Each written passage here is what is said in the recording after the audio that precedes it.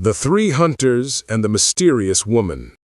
Once upon a time, in a land long ago, and in the name of God, the most gracious, the most merciful, let us begin our story. On a beautiful spring morning, when the sun shone brightly over the outskirts of the capital, three cousins set out on horseback for a hunting trip. They were well prepared, carrying all their gear and weapons. The three shared a deep bond of blood and friendship. Leading them was Asim, a sharp-minded and keen-eyed young man, naturally suited to guide them through the forest paths with confidence. Following him was Malik, the kind-hearted, cheerful cousin who always saw the good in others and loved to help, even in the smallest ways. Last was Nader, a clever yet indecisive young man, often hesitant to take the lead and preferring to follow his cousins. Their horses galloped into the dense forest, half-asleep birds practicing their morning songs, while the cypress and oak trees swayed gently in the breeze. Nader laughed, saying, "Let's see who catches the most today. I swear I won't return empty-handed." Malik smiled warmly. "I swear I will bring enough to feed the village."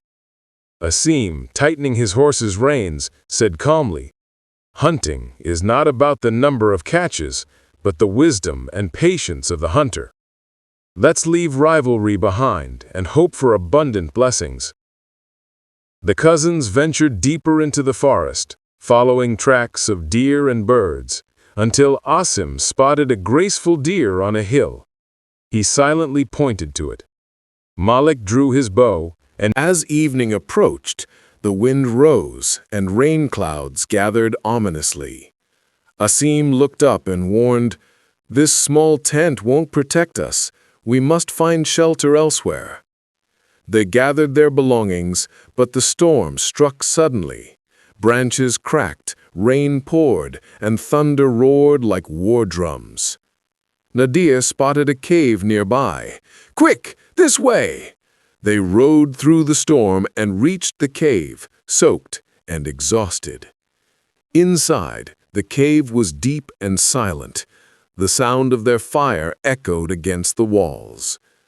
Nadia tried to lighten the mood, joking about bringing a flute to chase away loneliness. Malik teased about making soup, while Asim quietly contemplated the strange, sudden storm. Suddenly, whispers echoed from deep within the cave, accompanied by a faint, mysterious sound.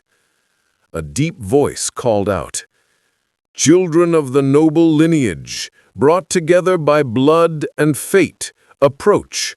A wondrous truth awaits you." The three froze, exchanging fearful glances. Asim asked in astonishment, "Is someone in the cave calling us?" The voice repeated, "Approach, for your hearts hold a secret soon to be revealed."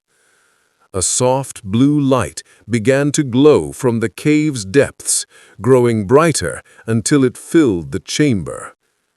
Before them appeared a tall, beautiful woman, with long black hair and dark, piercing eyes, wearing a black cloak trimmed with silver threads. She spoke in a rich, echoing voice. "Do not ask who I am. Names hold no weight." She turned to each cousin in turn. "Asim, with your wisdom, glory awaits you should you marry Al-Nu'man's daughter. Malik, your kindness will bring joy and goodness. Nader, your guidance and insight will flourish with her. The choice is yours, but your love must be true."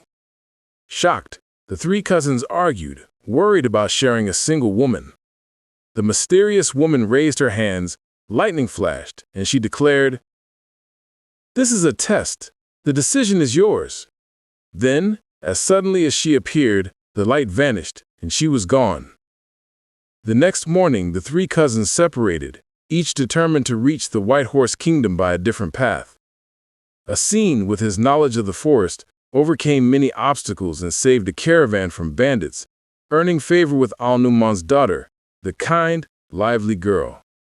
Malik found guidance in a royal procession, meeting Al-Nu'man's daughter, the wise and composed young woman. Nader, lost and wandering, stumbled upon a small cottage where an elderly blind woman helped him, revealing Al-Nu'man's daughter, the gentle and tender-hearted girl. Days passed, as each cousin courted his destined bride. Asim asked for the playful daughter's hand, Malik for the wise one, and Nader for the gentle one. The blind woman revealed the truth. Al-Nu'man's wife had given birth to 3 daughters, and the mysterious woman's prophecy had been correct all along. Each cousin had been guided to the daughter meant for him. Finally, the weddings were celebrated, uniting mind with wisdom, heart with compassion, and spirit with hope. The White Horse Kingdom rejoiced, and the story of the 3 cousins and the mysterious woman was told for generations. 3 hearts guided by fate, and 3 daughters written by God for those who waited with patience.